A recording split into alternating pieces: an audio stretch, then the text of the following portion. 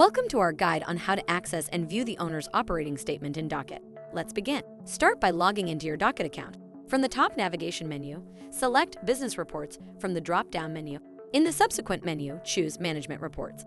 On the Management Reports page, locate and click on the owner's operating statement option to access the report. You can choose the specific period to analyze to tailor the statement to your needs. Generate the owner's operating statement and thoroughly examine the comprehensive results to gain valuable insights into your business's performance.